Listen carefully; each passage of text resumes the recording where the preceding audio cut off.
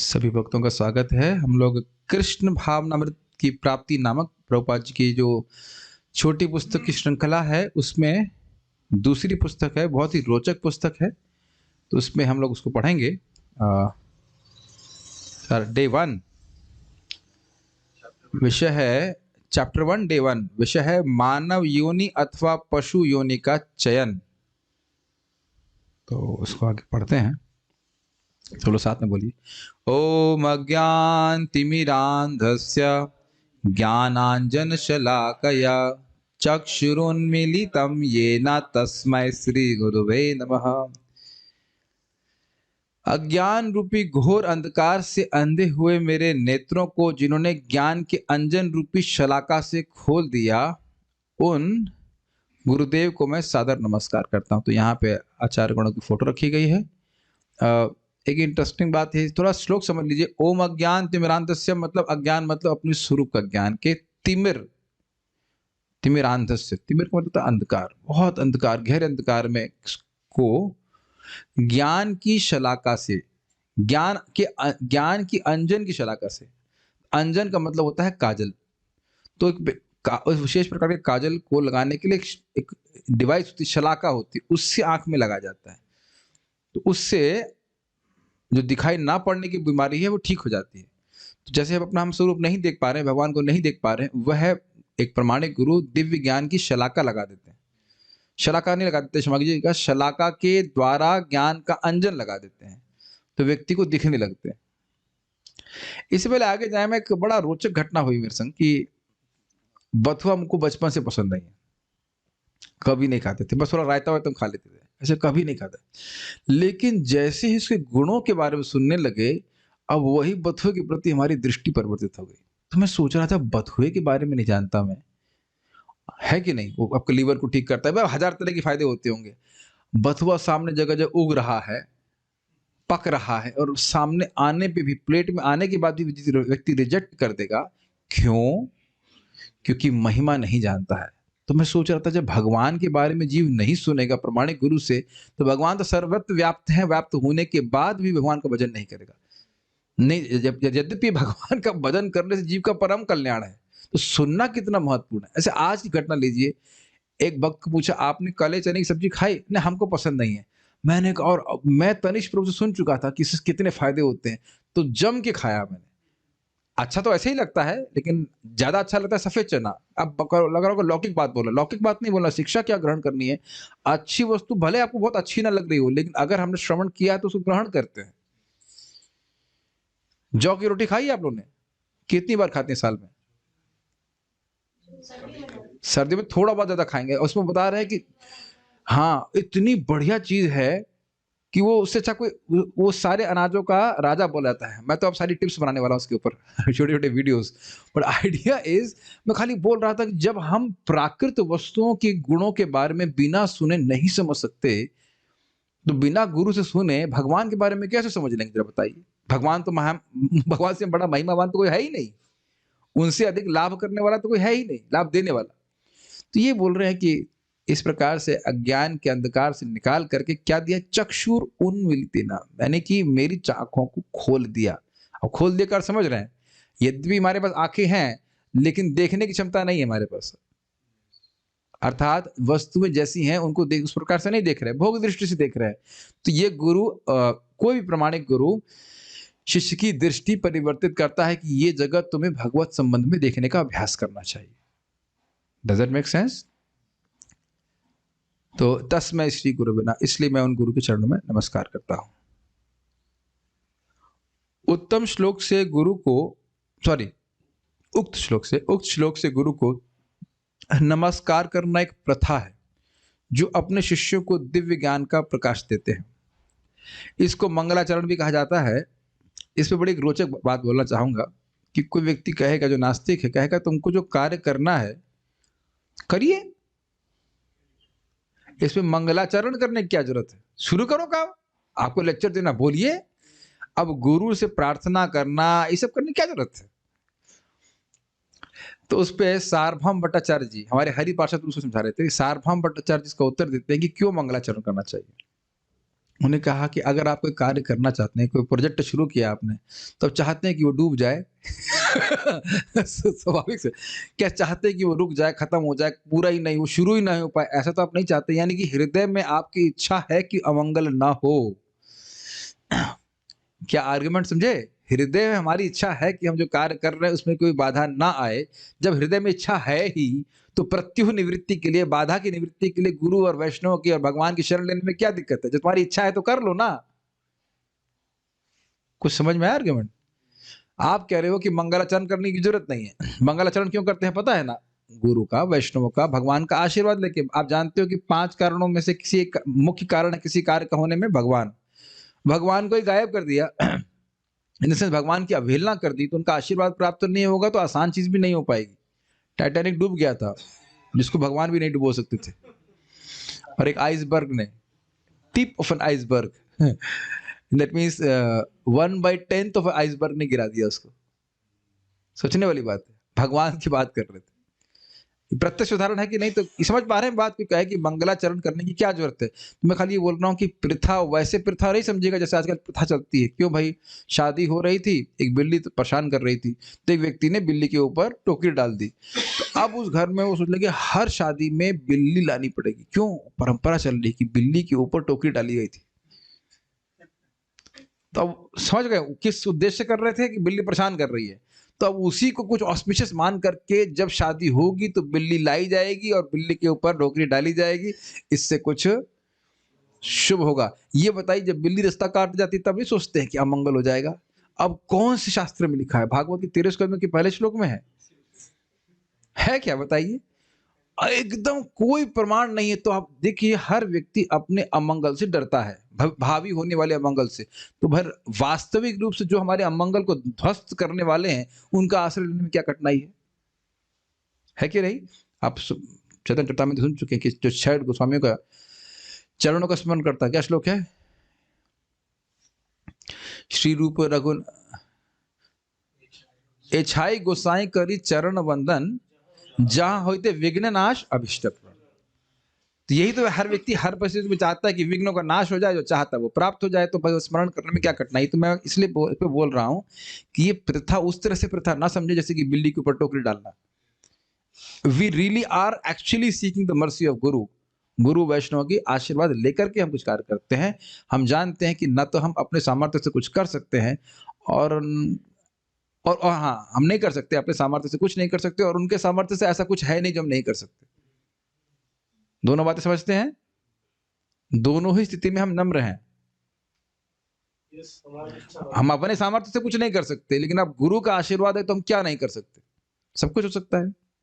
ठीक है, इसलिए आशीर्वाद देकर के हम आगे बढ़ते हैं। और ये हमेशा स्मरण करना चाहिए कि जब भी हम कोई प्रवचन कर रहे हैं, मैं प्रवचन की बात विशेष रूप से बोल रहा हूँ, कोई भी सेवा कीजिए, लेकिन प्रवचन की विशेष, हम गुरु वैष्णव को प्रसन्न करने के लिए बोल रहे हैं। इसीलिए परंपरा में बोलेंगे तो वो प्रसन्न हो जाएंगे। अगर अभी भी आपको समझ में नहीं आ रहा है, तो मान लीजिए आपने किसी को बताया कृष्ण भगवान है, कृष्ण ही भगवान है, सिंपल बात। अब वो आगे जाके बस थोड़ा सा चेंज कर दे, कृष्ण भी भगवान है, कैसा लगेगा आपको? हलादनी माता जी, कैसा लगेगा? आपने किसी माता जी को सिखाया कृष्ण ही भगवान है ना? उससे जाके आगे जाके अगली वाली माता जी को थोड़ा सा चेंज करके बताया कृष्ण भी भगवान है, तब डांट लगाएंगे नहीं? तुमको क्या बताया था? तुमने ये ही कभी कैसे कर दिया? कौन तुमको अधिकार दिया ही कभी करने के लिए? है कि नहीं? फ्रॉम एच टू बी क्यों किया भाई? है कि नहीं? HI BI, अंतर हो गया ना, बहुत बड़ा अंतर हो गया ना। हाँ, तो आप देख रहे हैं कि आप स्वयं ही देख रहे हैं कि जैसा मैंने बोला वैसे ही आप चाहते हैं कि सामने वाला भी बोले, जो हमारा जो भी स्टूडेंट है। तो अब हम भी तो स्टूडेंट है ना अपने गुरु महाराज के या प्रभुपाद जी के। प्रभुपाद जी हमारे शिक्षा गुरु हैं कि नहीं? तो यथावत बोल सके, ये भी हमको आशीर्वाद चाहिए। सुन रहे हैं मैं क्या कह रहा हूं? ये बहुत कठिन है। यथाधीत या यथाधीतम यथामति, सोहम वह श्रावयिष्यामि यथाधीतम यथामति। वही मैं आपको सुनाऊंगा। सूत्र को समझी कह रहे हैं, जो मैंने अपने गुरु जी से सुना था, इसको मैंने अध्ययन किया, उसको मैंने समझा। Is it easy? नहीं। आपने देखा है हमारे सेशंस में, हम प्रश्न पूछते हैं तो प्रश्न ही भूल जाते हैं लोग। सिद्धांत बोलना तो बहुत बड़ी बात है, सिद्धांत को ग्रहण करके ठीक ठीक प्रस्तुत करना बहुत, इसके आशीर्वाद की जरूरत है। आप नहीं देखते कितनी बार भक्त लोग सिद्धांत में ही गड़बड़ करते हैं। मैं केवल जूम डिवोटीज की बात नहीं कर रहा हूँ, बहुत बड़ी बात है सिद्धांत को न समझना नहीं और उसका फिर कुछ का कुछ बोल देना। इसका मतलब ये नहीं कि आप प्रयास मत कीजिए गलती सबसे होती है, लेकिन भगवान की कृपा होती तो सब बातें समझ में आती। तो समझ में आ रहा है कि ये प्रथा क्यों है, ताकि हम उनके आशीर्वाद से भगवान की बात को यथावत रख सकें। It's a very great service, बहुत महान बात है। ठीक ठीक समझ सकें और ये इसको ठीक ठीक बता सकें, क्योंकि उसके द्वारा जीव मुक्त हो जाएगा। अगर बता दिया कि कृष्ण ही भगवान है तो प्रभुपाद जी बोलते 40% जीवन परफेक्ट हो गया, और भी कर दिया तो नाम अपराध बन गया। कृष्ण भी भगवान है, शिव जी भी भगवान है, इंद्र भी भगवान है, ये भी। बस देख रहे हैं कितना अंतर आ गया केवल एक शब्द से। समझ रहे हैं? ध्यान से सुनना चाहिए, ये बहुत अच्छी बात है। मैं कई दिन से बोलना भी चाह रहा था, तो आज मौका आ गया तो बोल दे कि हम क्यों मंगलाचरण कर रहे हैं। ये कोई एक क्रिया मात्र नहीं है, औपचारिकता मात्र नहीं है, ये खाली कहना चाह रहा है। और भक्त यह भी जानता है, स्मरण शिष्य जानता है कि किस प्रकार वह अज्ञान के अंधकार में डूबा हुआ था और वैष्णव की कृपा से, गुरु की कृपा से आज वो कुछ भगवान के बारे में समझ पा रहा है। ठीक है, ओके। जो अपने शिष्यों को दिव्य ज्ञान का प्रकाश देते हैं, तो ये जानते हैं दिव्य ज्ञान का प्रकाश ऐसे हाथ से नहीं निकलता है, वो वचन से निकलता है। कल भी आपने सुना नारद जी के वचनों को सुन करके युधिष्ठिर महाराज ने अपना शोक को त्याग दिया। भगवान कृष्ण के वचन सुन करके अर्जुन ने अपने शोक और मोह को त्याग दिया। क्या है? नष्टो मोह स्मृति लब्ध्वा तत्प्रसादात मैं अच्युतः। हे अच्युत, आपकी कृपा से मेरा मोह नष्ट हो गया है। तो भगवान के ऐसे संकल्प से नष्ट नहीं कर सकते थे, लेकिन देखिए बोल रहे हैं भगवान। तो ये कृपा भगवान की वाणी के द्वारा आती है, इसको हम समझते हैं। Okay, go ahead. वैदिक पद्धति में शोध कार्य की आवश्यकता नहीं है। इसका क्या मतलब है? भगवान कृष्ण है। अच्छा, अब हम इस पे रिसर्च स्कॉलर बनेंगे। महाराज इस पे खूब मजाक बनाते हैं उनका, कहते हैं कि ये लोग ग्रंथ पढ़ेंगे लेकिन इनका ग्रंथ पे कोई विश्वास नहीं है। जैसे गौरव प्रभु एग्जाम्पल दे रहे थे कि मान लो कोई बायोलॉजी का स्टूडेंट है, तो वो चार्ल्स डार्विन की थ्योरी पढ़ रहा है केवल इसलिए कि उसको नंबर प्राप्त करने हैं, और एग्जाम में पास हो जाए तो उसके लिए हनुमान जी को लड्डू चढ़ा के आता है और चार्ल्स डार्विन कह रहा है कि कोई भगवान भगवान नहीं है। देख रहे हैं कितना विरोधाभास है समझ में आ रहा है मैं की बात क्यों मन लगे? हाँ, तो मैं इसलिए बोल रहा था कि जो तथाकथित शोध कार्य करता है, उनके द्वारा आप शास्त्र मत श्रवण कीजिए। ये बहुत गंभीर बातें हैं। कहीं तो मुझे कोई मैसेज किया तो मैं तुरंत डिलीट ही कर दिया कि रामायण किसी शोधकर्ता के अनुसार राम जी इस समय आए थे, उस समय। तो मैं कीड़ा कहीं का शोध छात्री नहीं, कीड़ा कीड़ा कीड़ा छात्री। तुमको महाराज बड़ा अच्छा बोल रहे थे, तुम पैदा हुए थे तो ये भी पता नहीं था कि मलमूत्र कैसे त्यागना है। तुम आज के नए व्यक्ति शोध करोगे भगवान श्री राम के ऊपर। ना आचार्यों से कुछ सुनना, ना जो मुक्त आत्मा उनसे कुछ सुनना नहीं, उनकी सेवा नहीं करना, ऐसा समझ में आ जाएगा तुमको। मैं उदाहरण पहले भी दे चुका हूं कि देखिए, थर्मोडायनेमिक्स की किताब इंग्लिश में लिखी है, इसका अर्थ ये नहीं कि आप उसको पढ़ के समझ लेंगे, अंग्रेजी आता है तो है कि नहीं। और अगर नहीं है तो आपने घर से ना वो एमएससी की जो मैथमेटिक्स की किताब है वो ले आना, तो अंग्रेजी सबको आती है, फिर देखना कितना पल्ले पड़ती है। या आप लोग C++ पढ़ते हो, वो इसको अंग्रेजी आती है, अंग्रेजी तो आती है ना आपको, लेकिन इसे तो पढ़ लिया है। ऐसा कोई व्यक्ति, चलो मैं फ्लूइड डायनेमिक्स की किताब देता हूँ मैं, तो कहेंगे ये क्या लिखा है इसमें, तो चित्र दिख रहा है, कुछ इंजन बना है, कुछ बना, कुछ नहीं समझ में आएगा ना। तो उसके लिए बहुत ट्रेनिंग की आवश्यकता होती है, और सोचते हैं कि गीता भागवत जो है ऐसे हम थोड़ा सा बस संस्कृत सीख लेंगे तो समझ में आ जाएगा। ऐसा नहीं होता है। तो इसीलिए कह रहे हैं कि शोध कार्य की आवश्यकता नहीं। भाई भगवान का धाम है कि नहीं? कहाँ है? दिखाओ, प्रयोग करो। प्रभुपाद कहते हैं वो सब नहीं हो सकता। भगवान का धाम तो ऐसे सत्य है जैसे चंद्रमा और सूर्य है, लेकिन शोध का विषय नहीं है, आपके रिसर्च की जरूरत नहीं है।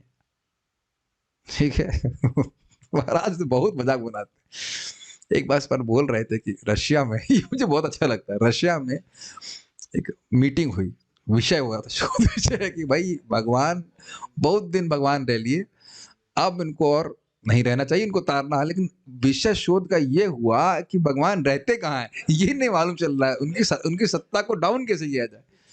तो पूरी जिंदगी लोग बताते रहते हैं और समझ नहीं पाएंगे रिसर्च करके कि भगवान कौन है। संसारिक विद्वता में हमें किसी शोध कार्य की आवश्यकता नहीं है।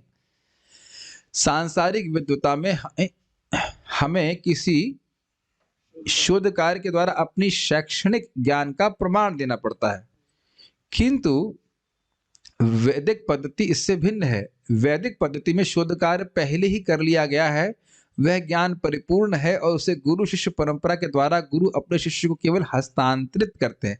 थोड़ा समझने का प्रयास कीजिए आप, बहुत विनोद की बात है। पता नहीं यहाँ कोई पीएचडी है कि नहीं, या हमारे इसमें कोई जूम पे हो तो आप सत्यापित कीजिएगा। हमको तो स्वयं बोले हैं एक पीएचडी वाला थीसिस लिखेगा, उसके बाद जो पिछला वाला है अगला वाला है उसकी उसमें गलती निकालेगा, वो अपनी पीएचडी स्थापित कर देगा। कितना अमेजिंग है ना। और फिर जो नेक्स्ट पीएचडी वाला है वो उसी को पढ़ेगा और उसमें कुछ गलती निकाल के अपनी थीसिस स्थापित कर देगा। बेसिकली काम ही थीसिस का गलती निकालने का है।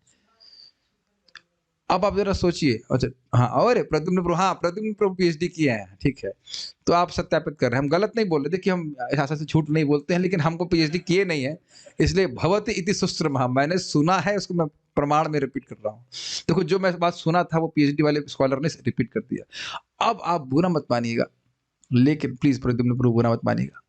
पीएचडी मतलब आप कहेंगे ना बहुत पढ़ा लिखा है, और मानेंगे भाई, बीटेक से तो अधिक मानेंगे ना। हाँ, पीएचडी, आप डिवोटी की बात मत सोचिए। ऐसे नॉर्मल लोग तो बोलते हैं ना पीएचडी है, हम लोग बोलेंगे परमानेंट हेड डैमेज, लेकिन वो तो कहेंगे ना डॉक्टर ऑफ फिलोसफी, ऐसा कुछ होता है ना।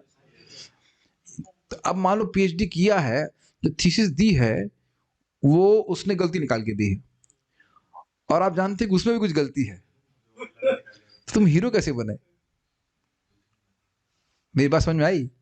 सम्मान प्राप्त कर रहे हैं कि आप बहुत ज्ञानी हैं, ज्ञानी पुरुष तो सही बात बोलनी चाहिए ना। हम तो ऐसी चीज बोल रहे हैं जिसमें त्रुटि है, जो अगला ज्ञानी दिखा देगा, प्रकाश दे देगा, है कि नहीं? आप देखिए कठिन है कि नहीं? प्रद्युम्न प्रभु कठिन था कि नहीं?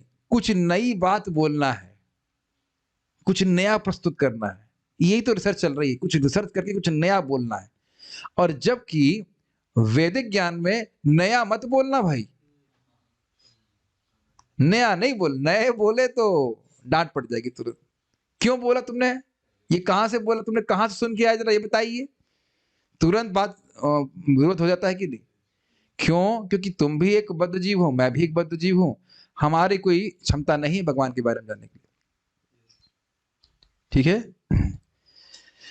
तो प्रद्युम्न प्रभु कह रहे हैं कि उनका ये बिलीफ है कि कोई परम सत्य नहीं है, लेकिन उनसे पूछो कि भाई ये इस पॉइंट यही है ना कि तुम्हारे इंद्रियों की शक्ति ही क्या है, तुम्हारे बिलीफ की वैल्यू क्या है, तुम्हारे बिलीफ सिस्टम उसकी वैल्यू क्या है? क्षण क्षण में तो बिलीफ चेंज कर रहे हो, इज इट नॉट?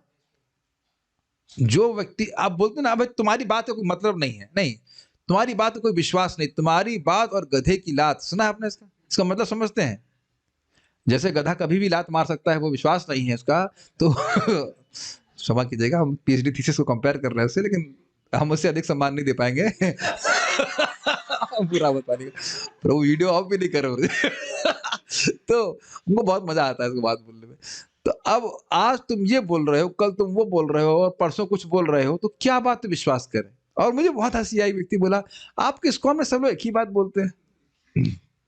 एक ही बात नहीं बोले तो क्या बोले? सत्य तो सत्य ही रहेगा ना। आज भी वही सूर्य है, कल भी वही रहेगा, परसों भी वही था, तो क्यों नया कुछ करने की जरूरत है? और आप देख रहे हैं कि एक ही बात हम जब बार बार सुनते हैं तो वो काइंड ऑफ, हम से इंग्लिश में कहेंगे रीइंफोर्स हो जाती है। भगवान का नाम भगवान से अभिन्न है, अनंत जन्मों के पाप नाम काटता है। तो आप देख रहे हो उसको चेंज नहीं करते, उसको फिर वही हमारी बात और गहरी हृदय में चली जाती है। तो अंतर आप समझ गए, शोध का विषय नहीं करना, कुछ रिसर्च नहीं करनी, रिसर्च कर ली गई है। उसमें भी सबसे बड़ी रिसर्च थी कि भगवान कौन है, तो भृगु मुनि ने भगवान के पास जा करके छाती पे लात मार कर कंफर्म कर दिया है। अब आप कुछ ना करें। बहुत कोई दिक्कत, सारे से रिसर्च होगी। अच्छा एक बात और ध्यान रखिएगा, ऐसा हम लोग सामान्य जीवन में भी करते हैं। मान लो आप च्यवनप्राश खाते हो किसी कंपनी का, तो अब आप उसका रिसर्च करने बैठते हैं, इसमें कौन सी दवा डाली है कि नहीं डाली है, आज तक नहीं किया होगा कोई, इज इट नॉट? वहां भी तो आप शोध कार्य नहीं करते। प्राय आप, अच्छा साइंटिस्ट बोल देता इतना दूरी है सूर्य की, ऐसे लग रहा है वो नाप के आया है टेप से, तो तब भी हम मान लेते हैं। सूर्य का जो मास है वो पृथ्वी से इतना बड़ा है, मतलब इतनी गुना बड़ा है, ऐसा लग रहा तोल रहे थे दोनों जगह, एक तरफ सूर्य रख के आए, एक तरफ, उसमें कितनी गलतियों की संभावना है। तो वहां भी तो हम सामान्य व्यक्ति तो शोध कार्य करता नहीं है, और जो शोध छात्री है वो भगवान पे शोध कार्य करने का प्रयास ना करे, वो समझ नहीं पाएगा। ये प्रभात कह रहे हैं। दिस इज ब्यूटीफुल, क्योंकि जो ज्ञान दिया गया है वो भगवान से आ रहा है, वो परम सत्य है, उसको केवल हस्तांतरित करना। जैसे हस्तांतरित का मतलब, ये मेरा माउस है, इसको मैंने इनको दिया, दे नहीं रहा हूं, खाली बोल रहा हूं, और फिर ये आगे दूसरे को देंगे। Simple. Actually is very simple. तो इसीलिए प्रभुपाद जी कहते हैं गुरु बनने में कोई कठिनाई नहीं है, गुरु घंटाल बनने में कठिनाई। गुरु घंटाल मतलब कुछ नई बात बोलेगा। तो रामकृष्ण की पूजा मत करो तुम, नए भगवान की पूजा करो, मेरी तरफ देखो। तुमको क्या दिखे, कुछ दिन में तुम दिखाई भी नहीं पड़ोगे। है ना, तुम्हारी तरफ क्या दिखे, भगवान को तो हम अनंत काल तक देखते रहेंगे, है ना। कितने भगवान बुढ़े होके मर गए और कितने भगवान बुढ़े घूम रहे हैं। हाँ, कितने भगवान, महाराज बता रहे थे कि कोई शायद भगवान बने हुए थे, घूम रहे थे, कहे आज भगवान से कोई मिलने गया उनसे, कि भगवान कहाँ है, कह रहे वो दांत उनका दर्द हो रहा था, डॉक्टर के पास गए भगवान। तो ये बहुत अच्छी बात है, और आप सब लोग महसूस कर रहे हैं ना कि अप्रामाणिक बात सुनने में किसी की रुचि नहीं है, इस सभा में तो बिल्कुल नहीं, और ना बोलने में किसी को रुचि है कि अपने मन से। मैं नहीं समझ रहा हूँ कि मैंने कभी आपको बोला हो कि मैं ये मानता हूँ इसलिए ये मेरा मत है, तो मेरा, मुझे नहीं याद आ रहा है कि मैंने किसी भी प्रवचन में ऐसा बोला होगा तो आप मुझे नोट करा दीजिए, इसको हम डिलीट कर देंगे, मुझे याद नहीं आ रहा। क्यों, क्या जरूरत है भाई, हम फिर मेरे मत में आपके मत में क्या हुआ, कुछ भी नहीं। हम ये जरूर बोलते हैं कि ये मेरी समझावट है, और जैसे चेतना और उत्कृष्ट होगी तो और समझ पाएंगे। मुझे ये पॉइंट बहुत अच्छा लगता है, हमें कोई शोध करने की जरूरत नहीं, कोई शोध की जरूरत, बहुत आसान है। शोध कार्य का प्रश्न ही नहीं उठता, क्योंकि जिन साधनों या उपकरण से शोध कार्य किया जाता है वे कुंठित तथा अपूर्ण है। कुंठित मीन्स लिमिटेड, इज इट ना, कुंठित में लेता, वो सही ज्ञान दे नहीं सकते। अपने वर्तमान भौतिक अस्तित्व में हम प्रकृति के अनेक नियमों से बंधे हैं। You can read also, I will just hand over to you. सभी बद्ध जीव अपनी इंद्रियों की अपूर्णता के कारण चार दोषों से के समान हैं। चार दोषों के समान हैं, चार दोषों के समान क्या मतलब, चार दोषों के अधीन है, ये गलती है इसमें। तो ये आप देख सकते हैं हमारी एडिटर की गलती है, ठीक है ना। हो सकता है एडिटर की गलती हो सकता है जिसने पीडीएफ बनाई उसकी गलती हो, वहीं से गलती शुरू हो गई। किताब में लिखा है वह चार दोषों के अधीन है, तो मोस्ट प्रोबेबली पीडीएफ में ही गलती रही होगी। तो वही, तो ये आप देख सकते हैं कि गलती करते हैं इस प्रकार से लोग। अब हमको ज्ञान है तो हमको पता है कि हमें तुम करेक्ट कर सकते हो, कोई बुरा नहीं मानेगा, चेंज कर देंगे, उसको की बात नहीं, गलती हो सकती है। चार दोषों के अधीन है, क्या दोष हैं, पढ़िए। एक दोष तो यह है कि बद्ध जीव निश्चय ही त्रुटियां, गलतियां करता है। ऐसा कोई मनुष्य नहीं है जो त्रुटियां ना करता हो। उदाहरण के लिए भारत में महात्मा गांधी को एक महान व्यक्तित्व माना जाता था, किंतु उन्होंने भी त्रुटियां की। जिस सभा में वे मारे गए, उसमें जाने से 5 मिनट पूर्व उनके विश्वस्त साथियों ने उन्हें वहां जाने से मना किया था, किंतु वे हट पकड़ गए। बद्ध दशा में त्रुटियां करना बड़ा स्वाभाविक है। इसलिए अंग्रेजी में यह प्रसिद्ध कहावत चल पड़ी है, त्रुटियां करना मनुष्य के लिए स्वाभाविक है। ठीक है। एक इंटरेस्टिंग बात है, मुझे इस पे हंसी भी आती है। कई बार स्टूडेंट्स बोलते हैं कुछ गलती हो जाती है तो मैसेज करते हैं, प्रभु जी अब ये गलती दोबारा कभी नहीं होगी। मैंने कहा अच्छा। और फिर वही गलती होती है तो बेचारे बड़े शर्मिंदा होते हैं। शर्मिंदा मत हुई, बद्ध जीव का ये स्वरूप ही है या स्वभाव ही है कि कुछ गलती करेगा ही। हम गलती करने के लिए बोल नहीं रहे, लेकिन ना चाहते हुए भी कितनी गलती होती है। मैं खुद अपने को देखता हूं, जब मैं अन्वय करता हूं तो लगता है एकदम सेट है, लेकिन अद्भुत है, दूसरे भक्तों को बोलता है एडिटिंग करने के लिए तो फिर उसमें कुछ गलती निकलती है। कई बार मैंने देखा कि लगा कि हाँ आप एकदम सही है। आप लोग अपने संग ऐसा होते हुए देखा है? आप कुछ लेख लिख रहे हैं और आपकी समझ से बिल्कुल सही है, आप देख रहे थे कि हमारा गीता महात्म्य में कितनी गलती निकल रही है, 3-3 4-4 बार हम चेक किए उसको, हम का मतलब पूरी टीम ने। और फिर जब पढ़ने जो चलो तो फिर कुछ गलती निकल रही है। लेकिन मतलब टाइपिंग एरर की बात कर रहा हूँ, सिद्धांत गलत नहीं हो सकता, होना चाहिए, थोड़ा बहुत ये सब मिस्टेक तो हो ही सकती है, टाइपिंग एरर से कहना चाहिए। तब आप कहेंगे प्रभु जी फिर हम ये कैसे माने कि जो भगवत गीता के श्लोक हैं उसमें गलती नहीं है। तो ध्यान, अरे भगवत गीता जो भगवान ने बोली वो तो पौरुषय है, लेकिन जो हमारे पास मिली है वो तो पुरुषों के द्वारा मिल रही है ना। तो समझिए इस बात को, जो इसका टेक्स्ट है वह मुक्त आचार्यों के द्वारा सत्यापित भी किया गया और बड़े ध्यान से उसको प्रिजर्व किया गया है। ऐसे वो उसके महत्व को जान रहे हैं, तो एक एक श्लोक को बड़े ध्यान से प्रिजर्व करके रखा गया है। जैसे कि आप कृष्णदास कविराज गोस्वामी की प्रति जो पांडुलिपि वो आज भी देख सकते, तो रेफरेंस के लिए है। ये बात समझ में आ रही है। व्यासदेव जी ने जो उसको लिपिबद्ध किया, वो स्वयं क्या नाम था, गणेश जी ने उसको लिखा है, सारे शास्त्रों को लिपिबद्ध किया है। वो गलती इस प्रकार की नहीं करते हैं हमारे जैसे, ठीक है। और उसके बाद ऋषियों ने जो परंपरा थी उसको यथावत प्रिजर्व करके रखा। बहुत महत्वपूर्ण ये ज्ञान है। इसलिए तो ये बात समझ में आ रही। पहली गलती क्या है, हम त्रुटियां करते हैं। अब क्यों करते हैं, पढ़िए। बद्ध जीव की दूसरी अपूर्णता यह है कि वह निश्चित रूप से भ्रमित हो जाता है। भ्रमित होने का तात्पर्य है उस पदार्थ की सत्ता को मान लेना जो है ही नहीं, अर्थात किसी छाया चित्र को वास्तविक मान लेना। हम में से प्रत्येक की धारणा है कि हम ये शरीर हैं, किंतु वस्तुतः हम शरीर नहीं है। शरीर को स्वयं मान लेना ही माया है। हाँ, तो ये दूसरा क्या गलती समझ रहे हैं हम लोग, बताइए। हमारे संग क्या है, हम भ्रमित हो जाते हैं। तो ये समझ में आ रहा है कि हम गलती क्यों करते हैं, क्योंकि हम भ्रमित हो जाते हैं। ये लिंक क्लियर समझ में आ रहा है। इसीलिए प्रभुपाद शट करके एक बात बोल रहे हैं। इसको संस्कृत में क्या कहते हैं भूल रहा हूँ, गलती करने को क्या कहते हैं, त्रुटि करने को क्या कहते हैं, प्रमाद। भ्रम तो यहाँ पे आ रहा है, भ्रम प्रमाद विप्रलिप्सा कर्ण पाटव, है ना। तो अब ये समझ में आ रहा है कि हम त्रुटि इसलिए करते हैं क्योंकि हम भ्रमित हो जाते हैं। जैसे भ्रम का एक उदाहरण समझ लीजिए। मान लीजिए आप कहीं पे जाना है, ये कई बार होता है कि हम रास्ते में भ्रमित हो जाते हैं, तो गलत रास्ता चुन लेते हैं। भ्रम, समझ रहे हैं, ये सोच रहे हैं कि ये रास्ता सही है, इसी को तो भ्रम कहेंगे ना। मतलब सार आसार का विवेक नहीं होना। अब थोड़ा विचार कीजिए, जब हम अपने ही बारे में भ्रमित हैं तो आगे ये तो सबसे बड़ी त्रुटि है। और बाकी सारी बातें सही होंगी कैसे? जब मैं अपने को नहीं जान रहा हूं तो मैं सही कैसे बोलूंगा? I am just holding here for some time so that you can think. जब मैं अपने ही अस्तित्व को नहीं समझ रहा कि मैं हूं कौन, तो मैं सही बोलूंगा कैसे? तब आप कहेंगे अब आप कैसे बोल रहे हो, हम अपनी बात नहीं बोल रहे। आप ये बताओ कि जो सारा डिस्कशन है, जो प्रभुपाद जी के तात्पर्य हम लिख रहे, क्या हमारा सामर्थ्य है अपने से ऐसा कभी सोच पाने का?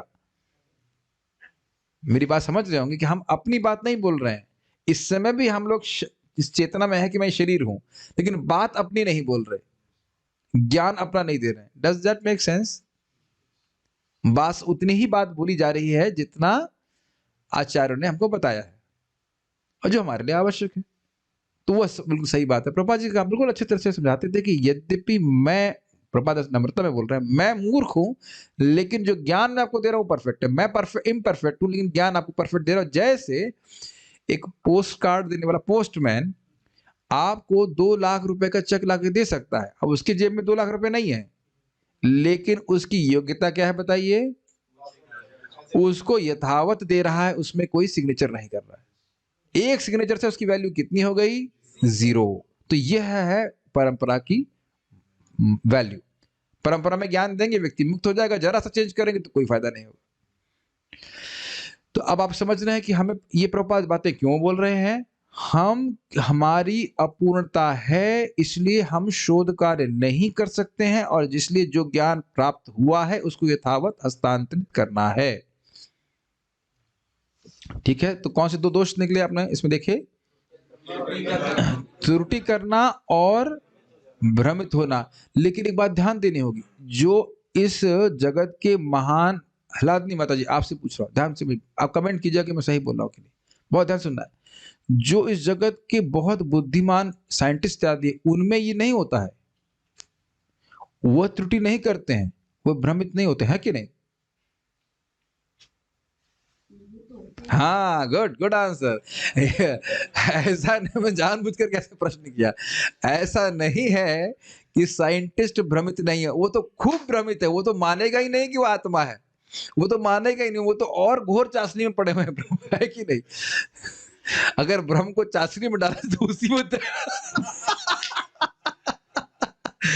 भाई हो सकता हो कि हमारी चाशनी थोड़ी हल्की पड़ी हो, उसमें कुछ ज्ञान का पानी डाला गया हो तो कुछ थोड़ा सा हल्का हो, उनमें तो जितना पानी हो सोख लिया गया है, एकदम एकदम टाइट ब्रह्म में घूम रहे हो।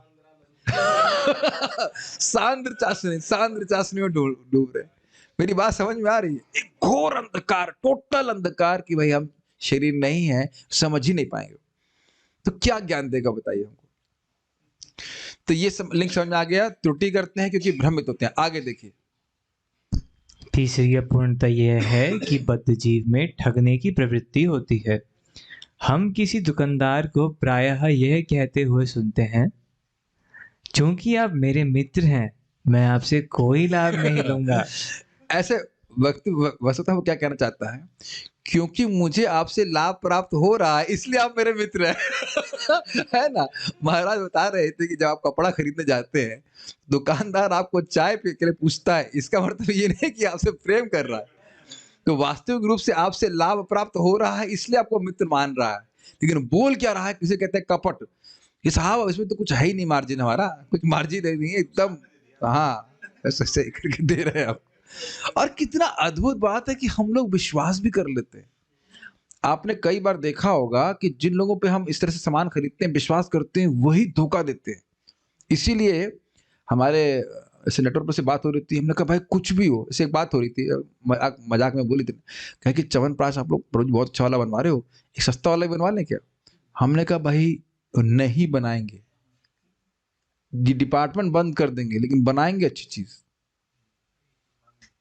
हाँ, और क्यों? क्योंकि अच्छी चीज लेने वाले हैं। आज भी कलयुग में हम लोगों को पैसे तो है ही, उनके सामने सबसे बड़ी समस्या ये है कि पैसे देने के बाद भी शुद्ध वस्तु नहीं मिलती है कि नहीं? क्योंकि सामने वाला लोभ से प्रवृत्त होकर के बेच रहा है, उसको पैसे के अलावा कुछ दिखते नहीं, ठगेगा ही आपको। वो ठगने में उसको कोई मतलब शर्म भी नहीं आती, तृप्ति भी नहीं होती, कम ठगा है और ठगेंगे। आप ये देख पा रहे हैं समाज में, दवाओं तक में लोग चीटिंग कर रहे हैं, दवाओं तक में चीटिंग कर रहे हैं। मैं प्रैक्टिकल देखा, मैं फॉर एग्जाम्पल दूंगा, क्या कौन सा मरवरीद था वो, खमीरा मरवरीद, तो वहां बाहर से खरीदा और प्रभु जी ने भी जहां से मंगवाया, जो प्योर बनाते हैं, उसका टेस्ट ही अलग है, सब कुछ अलग, उसका प्रभाव भी अलग। तो मैं सोच रहा था कि लोगों की, और अच्छा का जिसने हमको ओरिजिनल दिया होगा वो भी कम से कम 1.5 रेट पे, तो मान लो 100 रुपए का अगर 200 में तो बेच ही रहा होगा, अच्छा मार्जिन है ना आपका, 50%, 100, ये इतना लेते ही हैं। अब लेकिन उसमें लोग संतुष्ट नहीं है, 5-5 गुना अधिक लोग, 10 रुपए की चीज है उसको 50 रुपए में, 70 रुपए में बेचो, कर रहे हैं 10। आप उस दिन आपने मेडिसिन बनाई वो 10 रुपए की बन रही है, और यहाँ मार्केट में देख रहे 70 रुपए की बेच रहे, 7 गुना, 700%।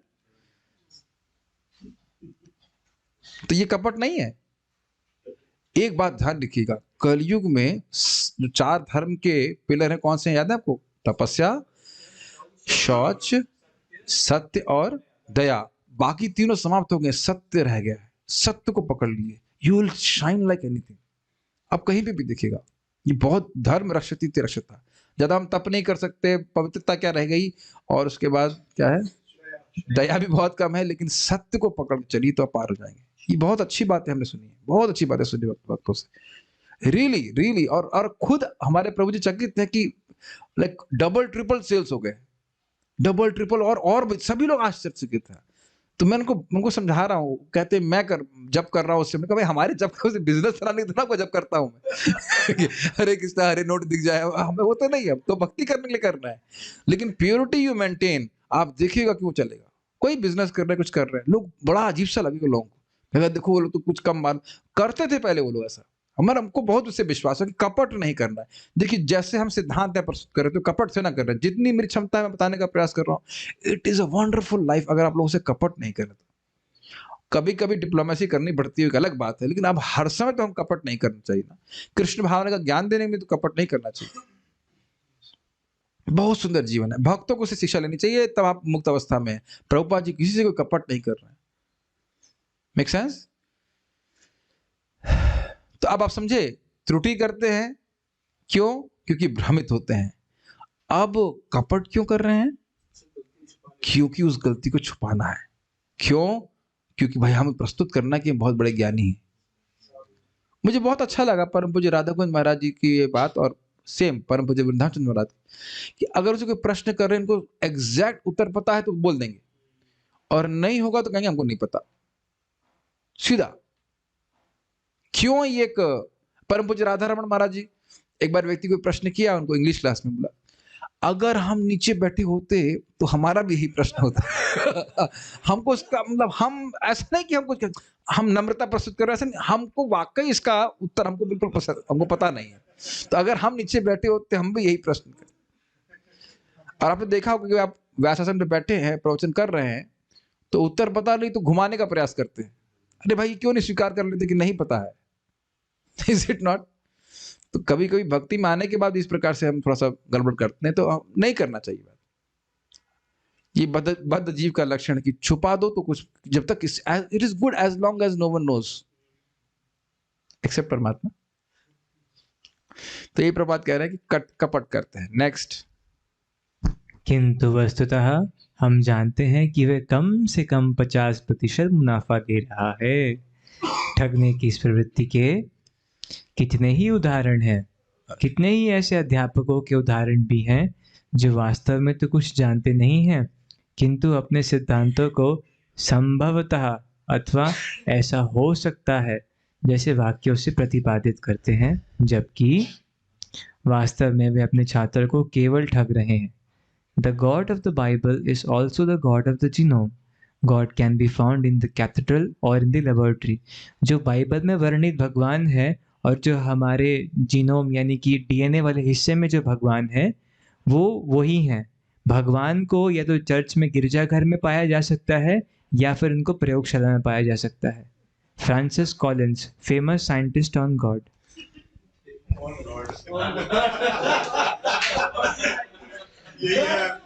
और आप एक देखेंगे, एक चीज आप देखेंगे कि उस साइंटिस्ट की कुछ नीचे डिग्री देते ना, पीएचडी, ईएचडी, एमएचडी, जो भी लिख दे, तो हमको लगा हाँ बहुत बड़ा ज्ञानी है। केवल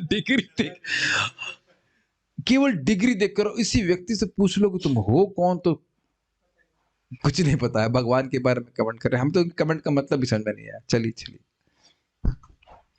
ठगना नहीं हुआ, ये बताइए। पता नहीं रहा है और ज्ञान ऐसा दे रहा है जैसे लग रहा है कि उससे अधिक ज्ञान ही नहीं है। ठीक है। चौथी अपूर्णता यह है कि जीव की इंद्रियां पूर्ण नहीं है। क्या लिंक है?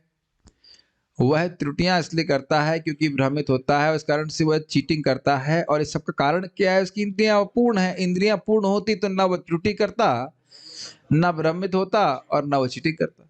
यस।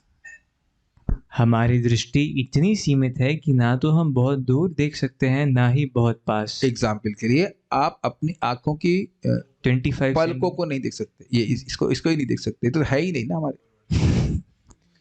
अच्छा, दूसरा एक्सपेरिमेंट, नाक के अग्रभाग को देखने का प्रयास कीजिए।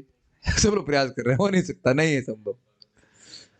तो इसका मतलब आपकी नाक हुई है ही नहीं। कई बार बोल भी देते हमारी नाक काट दी। अरे कैसे काट दी? देखो लगी है कि नहीं। हाँ, नाक तो नहीं दिखाई पड़ रही, जरूर कट गई है। कट गई इसीलिए नाक का अग्रभाग नहीं दिख रहा। फिर आप शायद उंगली से छू के देखेंगे। तब कोई कहे कि भगवान को दिखाओ, को पहले अपनी नाक को देखो फिर भगवान को देखना। न नाक पृष्ठम नाक के पृष्ठ भाग को तुम नहीं देख सकते। नहीं तो गलत अर्थ हुआ। और जब नाक के अगले भाग को नहीं देख पा रहे हो तो भगवान को क्या देखोगे बताओ? हाँ बुद्धि है कि नहीं? मन है वो दिखाओ। कल हम मुझसे बोल रहे थे तो बड़ा अजीब से लग रहा था कि क्या बात कर रहे हैं, बुद्धि तो है हमारे पास। और दूर की वस्तु को देखने की बात करें तो अब यहाँ से अब ब्रह्मलोक को दिखाई पड़ ही रहा होगा। ब्रह्मलोक अभी क्या चल रहा है? अभी ब्रह्म विमोहन लीला चल क्या चल रहा है अभी ब्रह्मलोक में? और ब्रह्मलोक तो बहुत ऊपर चला गया, स्वर्ग लोक में क्या चल रहा है तो कुछ नहीं मालूम चल रहा। अरे वो छोड़ दीजिए, आज सुबह जब क्या नाम से कोहरा हो जाता है तो आपको 10 फुट के बाद भी दिखाई नहीं पड़ता है ना? तो ये सब देख रहे हो, ये बड़ी इंटरेस्टिंग चीजें हैं कि बहुत दूर की वस्तु और बहुत पास की वस्तु दोनों ही नहीं देख सकते हम। तो अब इन सब बातों से हो क्या रहा है? शोध कार्य पूर्ण नहीं है, ये प्रभुपाद स्थापित करना चाहते हैं। और भगवत ज्ञान शोध कार्य के परे है। थोड़ा और पढ़िए। हमारे नेत्र कुछ विशेष दशाओं में ही देख पाते हैं, इसलिए यह समझा जाता है कि हमारी दृष्टि सीमित है। कोई कहता दिखाओ दिखाओ, तो अंधेरे में देख लो भाई। अंधेरे में तो, गुप्त अंधेरे में तो हम अपने को ही नहीं देखते। यस, ठीक है। इसी प्रकार हमारी अन्य सब इंद्रियां भी सीमित है। असीमित को इन अपूर्ण और सीमित इंद्रियों से नहीं समझा जा सकता थोड़ा है। उदाहरण दूंगा आपको मैं। इंटरेस्टिंग उदाहरण बहुत लोग दिए करते हैं, आप लोग का अनुभव भी होगा। कभी आप लोगों ने नींबू के बाद चीनी खाई है? कड़वी लगती है। उसके बाद ये तो प्रत्यक्ष आपने देखा होगा कि कभी आपने नींबू का जूस खीर के बाद खाया है? नहीं, चलिए खीर के बाद नहीं खाया होगा, एक्सपेरिमेंट कर सकते हैं। जलेबी, ये बहुत अत्यधिक मीठी वस्तु खाने के बाद आप नींबू का जूस पियेंगे तो कहेंगे क्या फीका है ये देखा है कि नहीं? और ऐसे आप पीते तो बड़ा बहुत अच्छा बना हुआ है। ठीक, तो ये जीभ की अपूर्णता हो गई कि नहीं? अच्छा, आंख की तो आपने भी आंख की देखी। अच्छा, वो आप अभी तो हम नहीं दिखा रहे हैं, आप नेट पे सर्च कर लीजिएगा। ये एक्चुअली दिखाया जाना चाहिए, बहुत अच्छा स्लाइड्स बनाते हैं सब लोग। आपने देखा होगा कहीं कहीं वो लोग रोड को ऐसा पेंट कर देते हैं कि लगे गड्ढा है वहां पे। 3D पेंटिंग कहते हैं उसको। तो वो इल्यूजन होता है। और बहुत सारे इल्यूजन दिखाते हैं हम लोग, उसमें दिखाते हैं कि वो ऐसे आगे पीछे जाइए तो वो ऐसा लगेगा कि वो सर्कस घूम रहे हैं। बहुत सारे इल्यूजन होता है। भ्रम तो कितना ही होता है आंखों का। आप देखेंगे इसे कई बार हम देखते हैं, अकाउंट ऑफिस के पीछे जा रहे होते हैं तो ऐसा लगता है कि वहां बंदर बैठा हुआ है, लेकिन वस्ता खाली बोरा रखा रहता है। बोरा ब्राउनिश होता है, तो एक बार को भ्रम हो जाता है कि बंदर है। आप लोग हुआ कभी ऐसा? हो जाता है कभी कभी। अंधेरे को सांप में रस्सी, हाँ, अंधेरे को रस्सी को सांप मान लेते, सांप को रस्सी, और सांप को भी रस्सी मान सकते, दोनों ही बात हो सकती है। कभी कभी आप देखो, अच्छा स्किन की बात करें, कभी कभी आप देखिए पाँव आपका ऐसे पड़ जाता है किसी वस्तु पे तो लगेगा चूहा है और आप उधर से कूद जाते हैं, जब कुछ नहीं, कोई सॉफ्ट वस्तु पड़ी थी। इसका स्किन का हो गया। और कौन सी रहेगी? कान का। अब कान तो क्या, अब रूम में बैठे हैं, बाहर कौन क्या आवाज कर रहा है कौन जान रहा है, बताइए, है ना? अच्छा ऐसे समझ लीजिए, कभी कभी लोग बात कर रहे होते हैं और आपको लगता है लड़ रहे हैं, और आप बाहर जाके देखते हो क्या लड़ाई हो रही है क्या?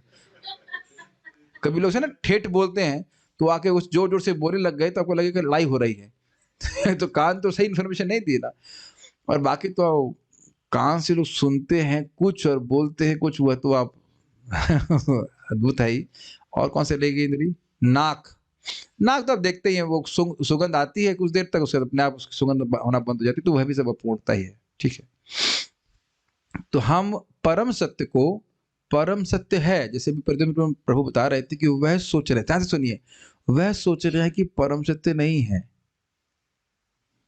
उनका सोचना कि कोई परम सत्य एब्सोल्यूट ट्रूथ नहीं है, वो कहां से उत्पन्न हुआ? उनके भ्रम से। बहुत अच्छा उत्तर दिया। इंद्रियों के द्वारा ज्ञान इकट्ठा कर रहे हैं शोध कार्य का, और बुद्धि भी ऐसी भ्रष्ट है उससे, उसके द्वारा वो निष्कर्ष निकाल रहे हैं कि परम सत्य जैसी कोई वस्तु नहीं है। तो झूठ के द्वारा वह सत्य की का निर्धारण करना चाहते हैं। ठीक है। असीमित को इन अपूर्ण और सीमित इंद्रियों से नहीं समझा जा सकता। इसका अर्थ यह नहीं है कि समझा ही नहीं जा सकता। पढ़िए आगे। निष्कर्ष यह है कि वैदिक पद्धति हमें परम सत्य को जानने के लिए अपनी वर्तमान इंद्रियों का उपयोग करने के लिए प्रोत्साहित नहीं करती, क्योंकि ये कई तरह से बद्ध हैं। यदि हमें ज्ञान प्राप्त करना है तो वह निश्चय ही एक उच्चतर स्रोत से प्राप्त होना चाहिए, जो उक्त चार अपूर्णताओं से आबद्ध नहीं हो। वह स्रोत कृष्ण है। वे भगवद गीता के सर्वोच्च अधिकारी प्रमाण हैं, है? और वे कौन उनको प्रमाणित किया? हो असित देवल व्यास इनको प्रमाणित कर रहे हैं। अभी क्या बोला जा रहा है? प्रभुपाद क्या बोल रहे हैं? स्वयं प्रमाण है। भगवान तो अपने स्वयं प्रमाण है, हम अन्य ऋषि मुनि से भी सुनते हैं, लेकिन ऋषि मुनि उनको प्रमाणित नहीं कर रहे हैं। स्वयं स्वयं च ब्रवीषि में हम भक्तों से तो सुनते ही हैं, लेकिन भक्त प्रमाणित नहीं कर रहे हैं। भगवान ने स्वयं अपना ज्ञान दिया ना ब्रह्मा जी को, तेने ब्रह्म हृदय आदि कवये। समझ रहे हैं ना? कहने का आशय यह है कि भगवान की अस्तित्व को प्रमाणित करने के लिए भगवान को किसी की आवश्यकता नहीं। तो कहेंगे वेद प्रमाणित, तो वेद कहां से आए? स्वयं भगवान से आए। जैसे सूर्य को आप कैसे देख पाते हो? सूर्य की रोशनी से। सूर्य की रोशनी कहां से आई? हमारे शरीर से। तो समझ में आ गया? सूर्य को तो सूर्य की रोशनी से ही देख रहे हैं, लेकिन सूर्य की रोशनी तो सूर्य से ही आ रही है ना। तो सूर्य तो स्वयं प्रकाश हो गया कि नहीं? इंपॉर्टेंट बात है। ठीक है। और वे अनेक ऋषि मुनियों के द्वारा पूर्ण ज्ञान के अधिकारी के रूप में स्वीकार किए गए हाँ, हैं। अब दूसरा एंगल समझिए, जो आपने बोला था असत देवल व्यास वाला, कौन बोला था मुझे पता नहीं, जो भी, हाँ आपने बोला। जो बात भगवान बोल रहे हैं, तो अब उसकी अनुभूति ऋषियों को हुई है तपस्या करके, तो हम उनकी बात में भी विश्वास करते हैं। गुरु साधु शास्त्र है ना, शास्त्र का वचन भगवान से आ रहा है, तो जो ऋषि मुनि है उनको भी वही अनुभूति हुई है, तो हमारी श्रद्धा और पक्की हो जाती है कि हम अंधश्रद्धा नहीं रख रहे हैं। ठीक है ना? एक सिंपल सी बात सोचिए, जैसे भी मैं तनिष्क प्रभु को बता रहे हैं कि सौंफ कोई भी व्यक्ति कभी भी खा सकता है। अब क्या मैं आयुर्वेद की मेरी डिग्री के नाम बताइए, कितनी कौन सी डिग्री मेरी आयुर्वेद की? कोई डिग्री नहीं। कोई डिग्री नहीं है। ठीक। अब लेकिन ये बात बिल्कुल सही बोल रहा हूं कि नहीं? 100%। अब मैं ये जो बोल रहे हैं, इसको मैं अगर ये, मेरे ख्याल से कोई शास्त्र भी आयुर्वेद का आप दिखा सकते हो जो उसमें बात लिखी गई है कि ये पाचन तंत्र को अच्छा करता ही करता होगा। अब मैं आयुर्वेद का आयुर्वेदाचार्य बिल्कुल नहीं हूं, लेकिन ये एक बात बोल रहा हूं, ये पूरी सही है। और आप देख रहे हैं, बहुत हम बड़े कॉन्फिडेंस से इसको बोल सकते हैं, चैनल का वीडियो बना के लिख सकते हैं, और फिर लिख देंगे भाई ये इस संहिता का वटेवर, जहां कभी वो डिटेल्स तो मिल जाएंगे, कोई कठिनाई नहीं है। तो मेन बात शास्त्र है जो भगवान के द्वारा दी जा रहा है, और उसका अनुभव ऋषि मुनियों को भी हुआ है, उसका पालन करके तो उसको सत्यापित करना है। मैं कुछ उदाहरण समझा नहीं पाया ठीक से शायद। जो गुरुजी बोल रहे हैं वो वही अन्य गुरुजी भी बोलेंगे अगर वो प्रामाणिक हैं। क्यों? जो शास्त्र की बात है, सौंफ खाना, वो सबने अनुभव करके देख लिया, हाँ भैया हम पे ऐसे ही कार्य करती, सब पे ऐसे ही कार्य करती है। इस तरह से मैं समझा रहा था। जो ऋषि मुनि है, जैसे नारद जी की एग्जाम्पल लीजिए, नारद जी भक्तों की संग किए कि नहीं? उसके बाद नारद जी बन गए कि नहीं? तो खुद ही कह रहे हैं कि दृष्ट है, मेरे लिए दृष्ट है। श्लोक भूल रहा हूं भी, मात्र स्पृश्यामहु भव सिंधु प्लव दृष्टो हरिचर्यानुवर्णनम। हे व्यासदेव, मेरे द्वारा ये दृष्ट है कि जो जीव लगातार भोग की इच्छा से ग्रसित है, उसके लिए भगवान हरि की चर्चा, भगवान हरि के कार्यों की चर्चा, ये सबसे अच्छा इलाज है। वैद्य की तरह बोल रहे हैं कि नहीं? तो क्या ये इलाज नारद जी ढूंढे हैं? नारद जी तो देखे, अनुभव किए इस बात को कि भाई सारी भोग वासना समाप्त हो जाती है, तो उसको सत्यापित कर रहे हैं। मेरी बात समझ रहे हैं? कृष्ण बोल रहे हैं भगवान हूं, और उसको अन्य ऋषि मुनि भी सत्यापित कर रहे हैं कि नहीं सही बात है। Doesn't make sense? तो उनका भी बहुत महत्व है, क्योंकि उन्हें अनुभव किया, उन्हें साक्षात्कार किया उस पथ पे चल करके। ठीक, नेक्स्ट। अच्छा, एक इंटरेस्टिंग बात है, फिर मैं उसको बोल के रुक जाऊंगा। अब यहां बोल रहे हैं कि वैदिक पद्धति हमें परम सत्य को जानने के लिए अपनी वर्तमान इंद्रियों का उपयोग करने के लिए प्रोत्साहित नहीं करती है, क्योंकि हम लोग बद्ध हैं। ठीक है, तो अब हम जो ज्ञान प्राप्त करेंगे वह भी तो इंद्रियों से तो प्राप्त करेंगे। सुनेंगे गुरु जी को तो क्या नाक से सुनेंगे या किसी और चीज से सुनेंगे तो कान से। इसका क्या मतलब है? ये बात बोल करके मैं रुकूंगा बस। मेरा पॉइंट आपको समझ में आ रहा है? मैं भी बोल रहा हूं मुख से, आप कान से सुन रहे हैं, बुद्धि और मन का उपयोग तो कर रहे हैं। और यहां प्रभुपाद जी कह रहे हैं कि वैदिक ज्ञान में आपको अपनी इंद्रियों का प्रयोग करने की कोई प्रोत्साहन नहीं दिया था। तो इस तो बड़ी अजीब सी बात है, कॉन्ट्रडिक्शन लग रहा है। सारा काम तो इंद्रियों से कर रहे हैं, और करेंगे किससे? ध्यान दीजिए, इंद्रियों का परा, जो इंद्रियों के परे ज्ञान है, वह बोला जा रहा है गुरु के द्वारा। उस पर कोई शोध कार्य नहीं कर रहे हो। मानो पूछा जाए कि भगवान कौन है, तो ये अपनी इंद्रियों के द्वारा हम नहीं जान सकते हैं। हमको श्रद्धा से स्वीकार करना पड़ेगा कि कृष्ण भगवान है, गुरुजी बोल रहे हैं शास्त्रीय आधार पे।